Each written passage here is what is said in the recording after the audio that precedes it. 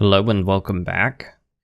So I've got a kind of short episode I want to insert in here. It's just kind of covering a few little corrections and things like that. So there are two things that I kind of missed out on before. One is adding recipes for blocks and items, which I'm going to cover here. And one is that I did not set creative tabs at all. So we're going to create a creative tab and add our stuff to it so that you could easily find it. Now, I mentioned in the last episode you could use the give command or JEI to find your items, but that was actually kind of a common question. How do I get the item? And I don't know why I didn't think of that. I guess I'm just so used to using give and JEI that I didn't think about it. So creative tabs, add recipes. Someone pointed out that there's actually a forge block state JSON you can do that bypasses the need for the models, the block and item models for blocks. So you could have just one JSON file. And I've actually run the script he provided, and it created a working block state JSON for our tutorial block here. Now, I don't think it supports blocks with subtypes, so I'm going to look into that. See if I can modify mine to make the forge block states and have them actually work with subtypes so I don't have to type those out by hand anymore. And let me just show you what I mean really quickly. So if you were to look in Silence Gems, this mod uses blocks with subtypes very heavily. And if we look at the block states, you'll see there's only a handful of block states here. But if we look in models, blocks, there is 441 files here. It's a lot of files. So if I'm understanding this correctly, I can use these new forged block state files to get rid of those 441 files approximately, or most of them at least, and compress them down into just this, which would be very nice. So let's actually take a look at, I don't know, gem ore. So you can see it's basically listing all the variants. And why are there tabs here? Ew. Don't do tabs. Tabs are gross. I don't know why that's messed up. Actually, like, just the tabbing on here altogether is messed up. I don't know what happened to this block state file here. Yeah, that should be indented like that. Yeah, I don't know why that's messed up, but I'll see if I can get the make JSON Python script to output a forge block state file for blocks with subtypes like this. And we will cover blocks with subtypes eventually. I think I'm going to do tile entities next episode, and then inventories after that. So here's actually the block state JSON that the script I downloaded generated. I forget his name, but he commented on episode 4. And one thing to notice is forge marker here. I've actually seen files like this before, but I had no idea they could replace the model files. So that's very handy. I'm going to look into this a bit more. I've also inserted another link down in the description that has some good documentation for Forge in general in it. I highly recommend you check those out. But for now, let's go ahead and get back to working with our block and item.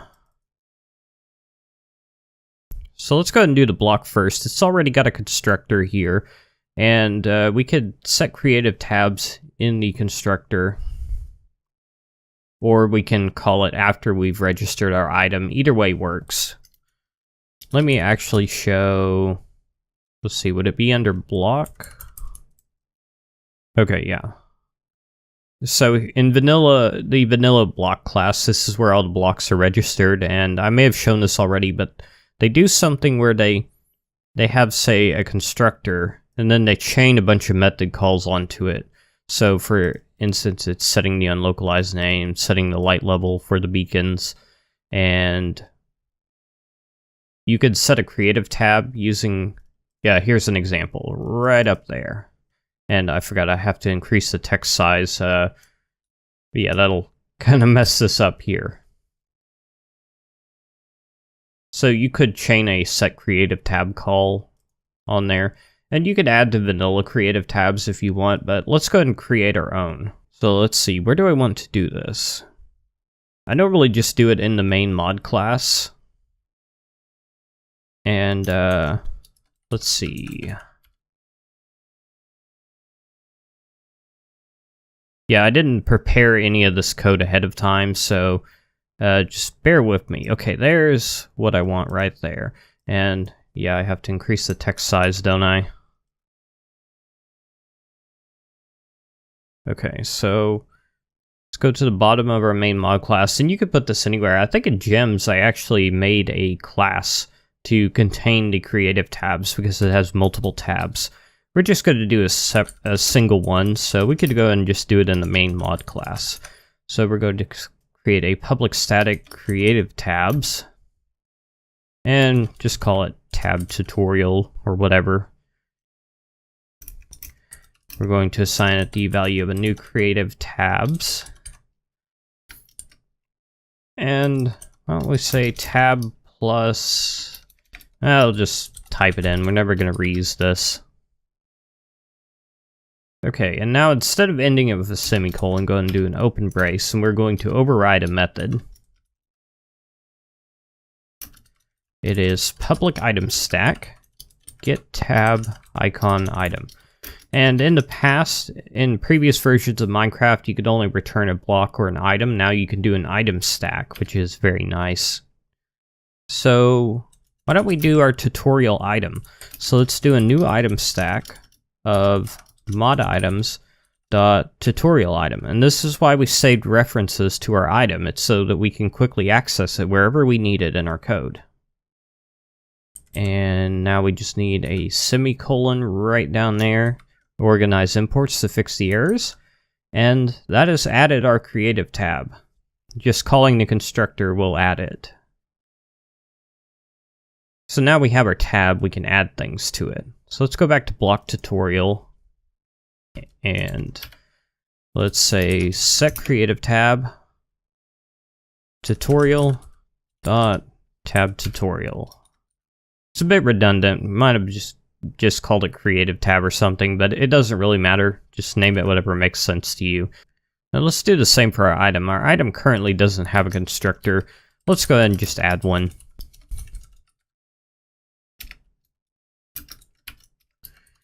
And set creative tab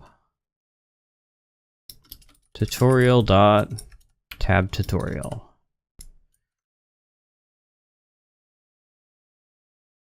Okay, so is there anything else that we could do?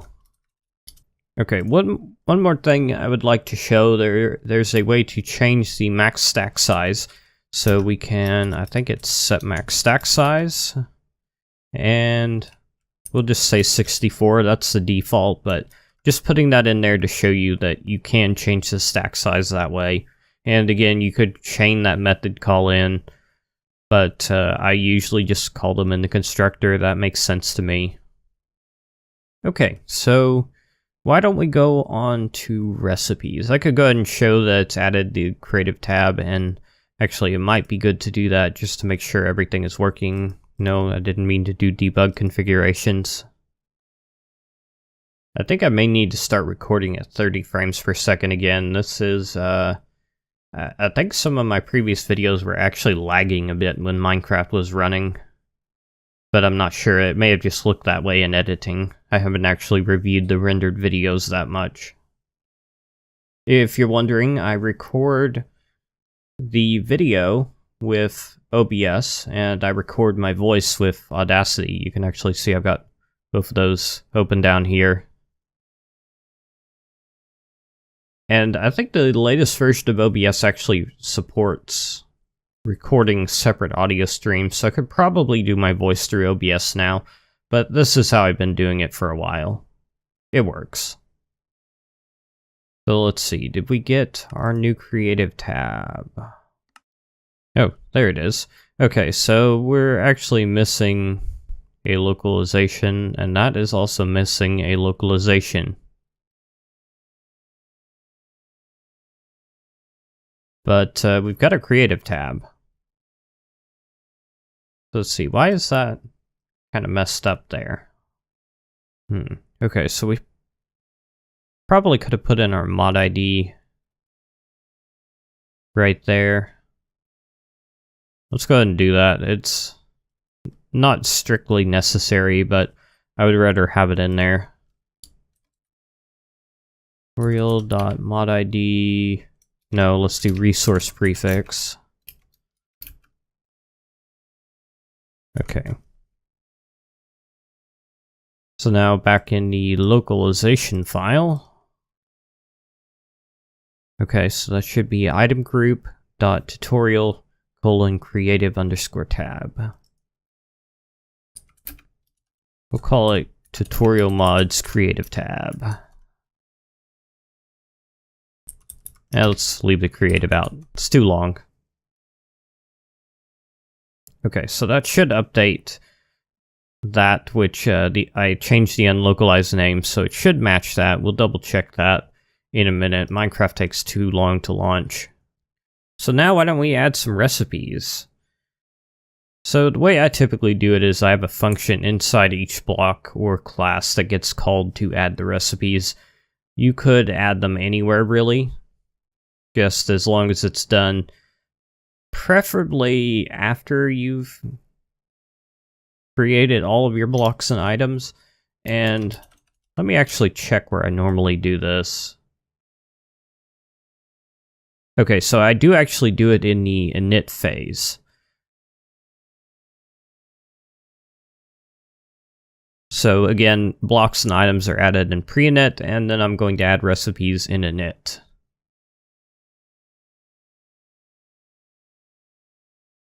So let's create a public void method, add recipes. So we're currently in the tutorial block class. And what do we want the recipe for this block to be? Well, it makes that silly ladder sound, so I guess we could add some ladders into the recipe. Yeah, I probably should have planned for this episode a bit ahead of time, but winging it is okay too. So to add recipes, we call game registry, and there's several methods here. There's add recipe, add shaped recipe, add shapeless recipe, and then a few methods for adding smelting recipes.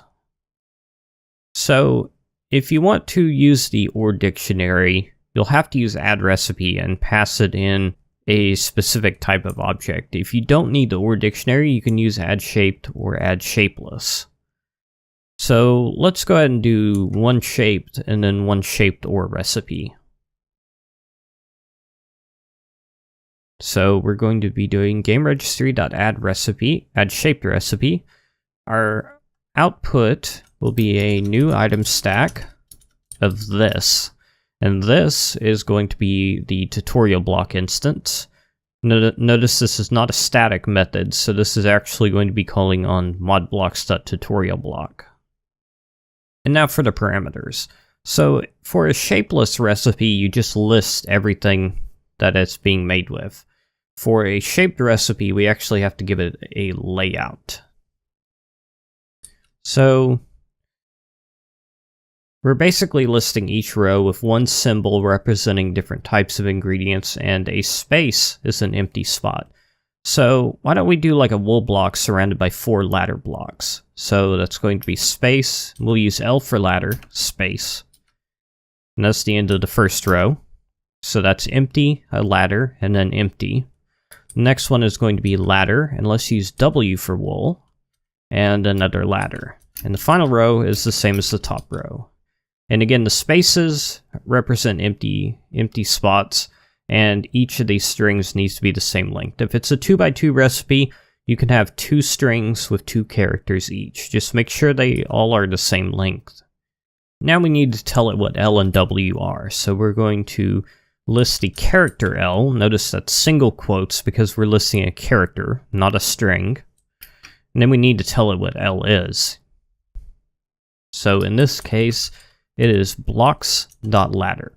And the blocks class, notice the S on the end, stores references to all of the vanilla blocks. So it's very convenient for recipes and such. And finally, W. Now, if we just tell it wool, that'll be white wool. Should we let it use any color of wool? I guess we can do that. So let's create a new item stack of blocks.wool. This stack will have a size of 1 because recipes don't care about stack sizes.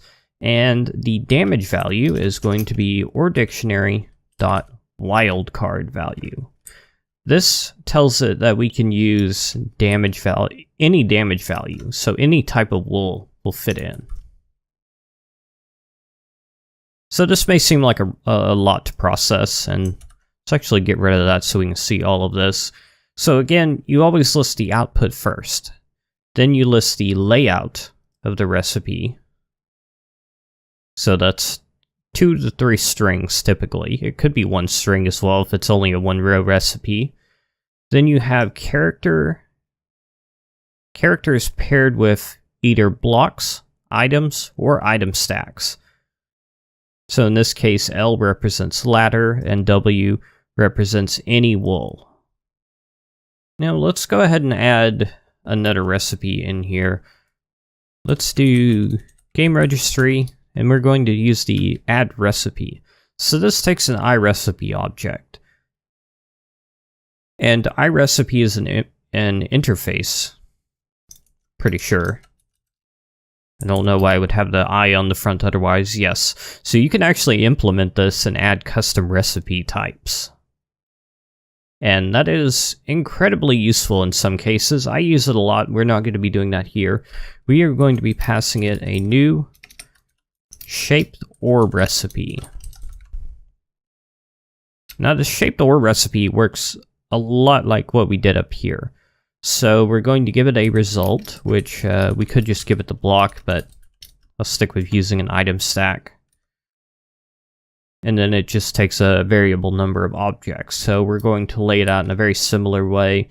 I'm going to add in some extra things into the corner here. Otherwise, the recipe is going to be about the same. I cannot type. Okay.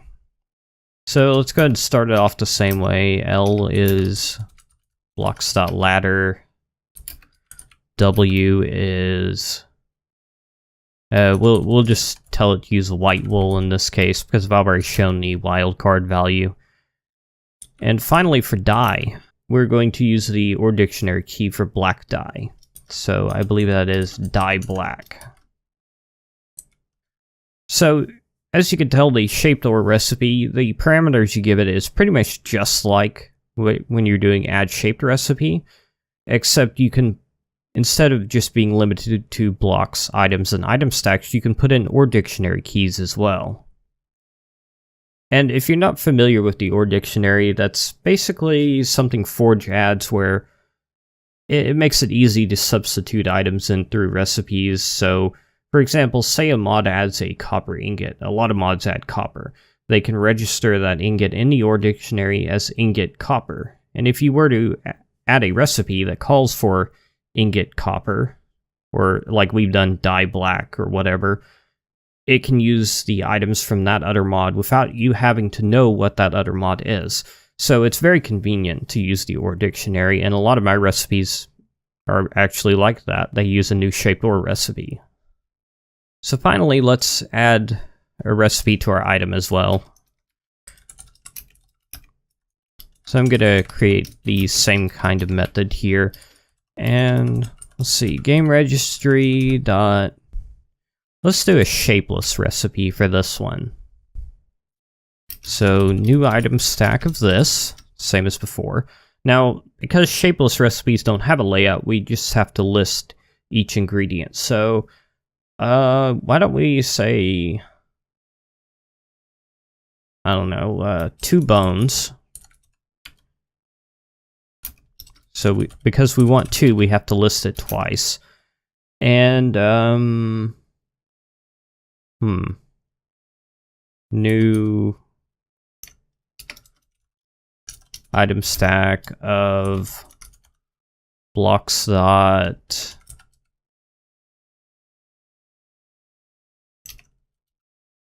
blocks.log and damage value 2. I can't remember if that's birch or spruce, but we're going to require that kind of log specifically. And the way I'm making that line wrap automatically is Control-Shift-F. It's auto format. It's that thing I said I tend to abuse a little too much, trying to get away from it, but with the increased text size, it is kind of nice to have this wrapped since recipe code is so long. So we're not actually calling these methods yet, and you may remember I was showing it need to be called in init. So let's open mod blocks.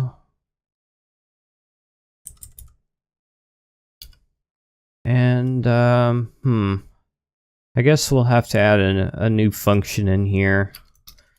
So let's do a public static void init recipes.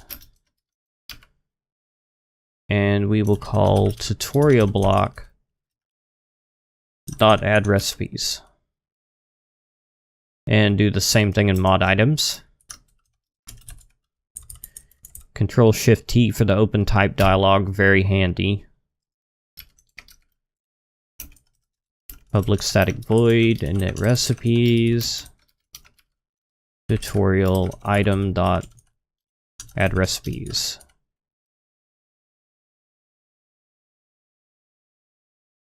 Okay, now we actually need to call these, so let's go under the common proxy. And under init, let's call modblocks.init recipes and moditems.init recipes. There we go, and that should take care of it. So let's go ahead and launch the game again. So I can't remember if I said this at the beginning of the video, but I'm actually really happy about the level of engagement I'm getting on this tutorial series. I wasn't really expecting much, but I've got a lot of people commenting and contributing and asking questions, and that's great. That's more than I was hoping for, and I'm very happy to see that, so thank you. I'm creating this tutorial series because I want to help other people get into modding. I mean, I probably won't be creating mods forever. And that's kind of how the modding scene is. People are just always coming and going. Which, I mean, that's not a bad thing. Keeps the experience fresh. I mean, you don't want to be playing the same mod over and over again for decades, do you? Maybe you do. I wouldn't. But that's getting a little bit sidetracked. Okay, so because I have JEI installed, I should be able to view the recipes for these blocks. So if we look at our tutorial block, we've got two recipes here. One has ladders surrounding any color of wool, which is exactly what we told it to do. And the other one is also doing any color of wool, which I did not expect. I'm not sure how it did that. Oh, blight squid round again. But you can see the ore dictionary for black dye is working. Silence Gems adds black dye. And we can use that to craft our tutorial block. How nice. And our tutorial item takes 2 bones and a birch wood.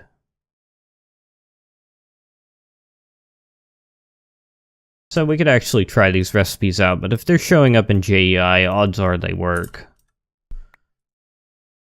Let's take a birch wood, and there we go, tutorial item.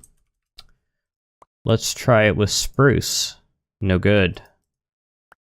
Birch again, just to show it is shapeless. We can move these ingredients around however we like. Darn it, blight squid. Okay, that's kind of annoying.